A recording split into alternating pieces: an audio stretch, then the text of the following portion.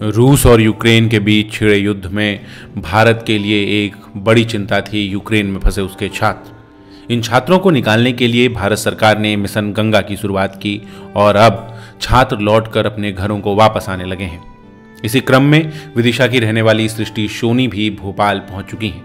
आयुक्त की टीम सृष्टि से मिली और ये जानने की कोशिश की कि वहां रहने वाले छात्रों को आखिर कैसी परेशानियां आ रही हैं। ये जानने की कोशिश की कि आखिर उनकी चिंताएं क्या हैं।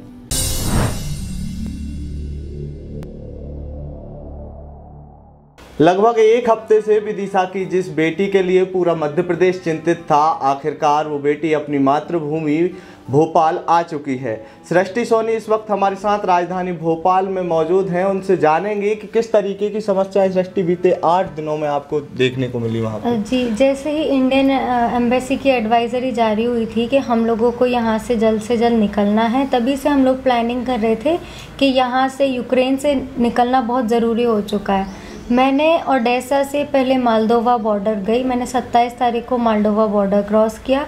फिर वहाँ से उसके कैपिटल जाके वहाँ के जो लोग थे, वहाँ उन लोगों ने हमारी बहुत मदद करी।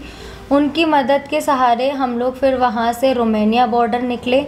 रोमानिया बॉर्डर से फिर रोमानिया के कैपिटल गए बुकारेस्ट। फिर बुकारेस्ट पे लगभग एक दिन पूरा हमने वहीं एक दिन एक रात वहीं बिताया एयरपोर्ट पर ही, जहाँ पर हम लोग ब्लैंकेट लेके नीचे ही ब्लैंकेट बिछा के वहीं पर सो रहे थे। खाना इंडियन गवर्नमेंट की तरफ से आया और ये मैं कहना चाहूँगी कि इंडियन गवर्नमेंट ने लिटरली बहुत ज़्यादा हेल्प की है। अगर इंडियन गवर्नमेंट इतना नहीं करती तो बच्चे अपने अपने घर नहीं पहुँच पाते। वहाँ से फिर हम लोगों को वहाँ पे ज्योतिरादित्य सिंधिया जी हमसे मिलने आए।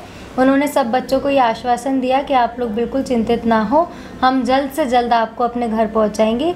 वहाँ से हम लोग को फ्री ऑफ कॉस्ट वहाँ से टिकट मिला रोमानिया से दिल्ली तक का। फिर दिल्ली से भोपाल तक का भी टिकट फ्री ऑफ कॉस्ट था। फिर मैं भोपाल लैंड हुई। वहाँ पर किस तरीके की परेशानियाँ छात्रों को अभी आ रही हैं? क्योंकि आप तो यहाँ आ गए लेकिन अभी काफ़ी छात्र फंसे हुए हैं, तो किन दिक्कतों का सामना कर रहे हैं? स्थिति किस तरीके से छात्रों के विपरीत चल रही है? जी, स्थिति तो बहुत ज़्यादा गंभीर है, क्योंकि मेन जो कीव और खारकीव है, वहाँ पे जो छात्र और छात्राएँ जो वहाँ फंसी हैं उनको बहुत ज़्यादा दिक्कतों का सामना करना पड़ रहा है। क्योंकि वहाँ पे कुछ छात्र छात्राएँ ऐसे हैं कि वो बंकर में फंसे हैं, उनके पास खाना नहीं है, पीना नहीं है। कुछ हाइपोथर्मिया हो जा रहा है कुछ स्टूडेंट्स को, क्योंकि इतने टाइम से खाना पीना नहीं मिल रहा प्रॉपर, और माइंड भी इस स्टेट में नहीं है, क्योंकि हर जगह से कहीं से बॉम्ब ब्लास्टिंग की आवाज़ आ रही है तो कहीं से फायरिंग की आवाज़ आ रही है। तो उस स्टेट में नहीं है बच्चे, क्योंकि कभी बच्चों ने ऐसा सोचा नहीं था जो हो जाएगा, जो वो अब देख रहे हैं। तो मैं तो यही चाहूँगी कि खारकीव और कीव और सूमी के बच्चे अभी कुछ वहाँ फंसे हुए हैं तो वो जल्द से जल्द निकल जाएं, तब हमारा सेलिब्रेट करना बनता है। ओडिशा में थी आप, जब चर्चा हुई थी, मीडिया में रिपोर्ट्स आए, ओडिशा में भी काफ़ी गंभीर स्थिति बनी हुई है। वहाँ पे अभी क्या स्थिति, और अभी लगभग कितने छात्र और होंगे ओडिशा शहर में? जी, अभी तो लगभग ओडिशा के सारे छात्र वापस आ चुके हैं, क्योंकि सबको जैसे भी जो भी व्हीकल मिल रहा है सब अपने अपने सुविधा अनुसार वहाँ से कोई जो भी बॉर्डर पास पड़ रहा है। ओडिशा के लिए निर्धारित किया गया था कि रोमानिया बॉर्डर पास है, तो हम सभी को रोमानिया बॉर्डर क्रॉस करना था। तो बच्चे जैसे भी हो सके तो सारे बच्चे वहाँ से ऑलमोस्ट निकल गए। कुछ स्टूडेंट्स हैं जो कि अभी कुछ दिनों में वापस आ जाएंगे, क्योंकि आपने सुना ही होगा कि इंडियन एयरफोर्स अब बच्चों को एयरलिफ्ट करेगा। बिल्कुल, जिस तरीके से हमने देखा कि आपके जो पहले वीडियोस आ रहे थे उसमें आप शायद बंकर में या शेल्टर होम जो बनाए गए हैं वहाँ पे गए थे, वहाँ किस प्रकार की स्थिति देखने को मिली? जी, वहाँ पर एक अलर्ट होता था, जैसे ही सायरन अलर्ट होगा, जैसे ही पूरे शहर में सायरन सुनाई देगा, उसका मतलब ये था कि हम सभी को शेल्टर प्लेस में जाके छुप जाना है, क्योंकि उसका ये मानना था कि अब कुछ बड़ा हो सकता है। क्योंकि हम लोगों ने ही, जैसे हम पोर्ट में ओडिशा की हूँ तो मेरे पोर्ट के पास ही मेरा घर है, तो वहाँ पे हम लोगों ने सुना कि कभी फायरिंग की आवाज़ आ रही है, कभी बॉम्ब ब्लास्ट की आवाज़ आ रही है। एक दिन जब हम लोग सुबह उठे तो ऐसा लगा कि ऊपर एयरक्राफ्ट उड़ रहे हैं बहुत सारे, तो वो सब देख के बच्चे बहुत पैनिक हो जा रहे थे, और सायरन की जैसे ही आवाज़ आती थी तो हम लोग बंकर में चले जाते थे।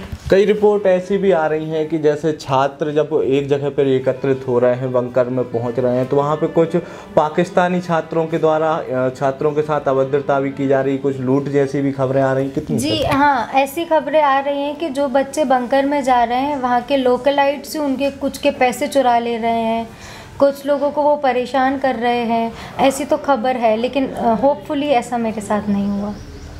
अभी आपको जब आपने बताया कि ज्योतिरादित्य सिंधिया आपके साथ हैं, 2 वीडियो काफ़ी वायरल हो रहे हैं। एक वीडियो में जिसमें वो आपका स्वास्थ्य संबंधी जानकारी ले रहे हैं, दूसरा अभी शायद रिसेंट का ही वीडियो है जिसमें वो आपका हाथ पकड़ के आपको फ्लाइट के अंदर लेके जा रहे हैं। क्या था वो माजरा, क्या बातचीत हुई सिंधिया जी? ज्योतिरादित्य सिंधिया जी ने लिटरली मेरी बहुत मदद करी है और वो सभी बच्चों की बहुत ज़्यादा मदद कर रहे हैं। वो रोमानिया बॉर्डर पे बच्चों से ही मिलने आए थे, बुकारेस्ट एयरपोर्ट पे। जब वो बच्चों से मिलने आए तो मेरे एक दोस्त ने उनको बोला कि मध्य प्रदेश की एक छात्रा भी रहती है यहाँ पे, एयरपोर्ट पर ही है और उसके पैर में चोट लगी हुई है, मेरे पैर में लिगामेंट इंजरी है। तो वो मुझसे मिलने आए और उन्होंने मुझसे पूछा कि आप कैसे हो, आप कहाँ से हो? मैंने बोला सर मैं विदिशा गंज बासुदा से हो। तो बोलते अरे आप तो हमारे ही जगह से हो, तो आप कब आप घर जाना चाहते हो? मैंने बोला हाँ सर घर जाना चाहती हूँ। उन्होंने बोला आप बिल्कुल भी फिक्र ना करें, आपको जल्द से जल्द घर पहुँचाया जाएगा। आप पैर के लिए क्या दवाई ले रहे हो, मैं जो दवाई बता रहा हूँ आप वो दवाई लो। तो आप सभी जानते होंगे कि वो डॉक्टर हैं, तो उन्होंने बोला कि मैं आपको दवाई बता रहा हूँ, आप ये दवाई लो और आप चिंता मत करो, आपका फ़्लाइट में जल्द से जल्द नंबर आएगा।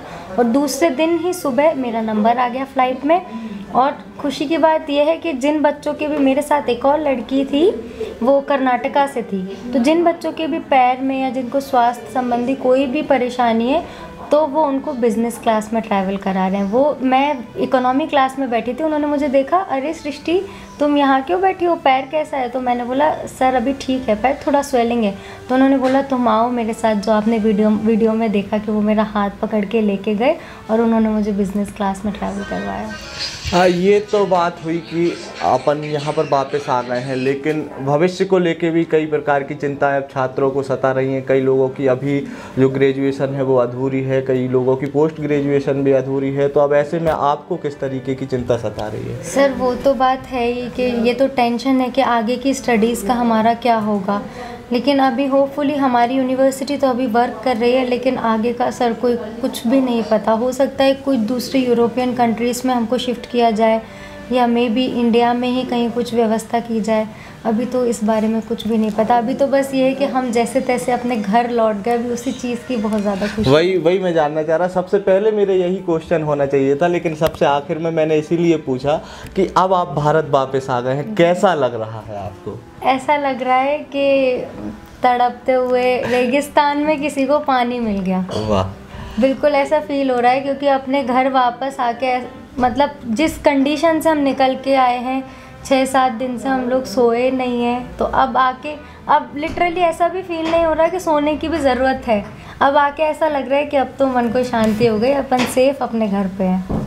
बिल्कुल, तो ये थी सृष्टि सोनी, जिन्होंने बिल्कुल सही तरीके से बताया कि उन्हें इंडिया वापस आके ऐसे लग रहा है जैसे रेगिस्तान में किसी प्यासे को पानी मिल जाना। सृष्टि को वाकई में काफ़ी परेशानियों का सामना करना पड़ा और सृष्टि ये भी बोल रही हैं कि अभी मेरी खुशी अधूरी है, जब तक यूक्रेन में फंसे सारे भारतीय वापस नहीं आ जाते तब तक उनकी यह खुशी पूरी नहीं होगी। अंकित शर्मा, आयुध मीडिया, भोपाल।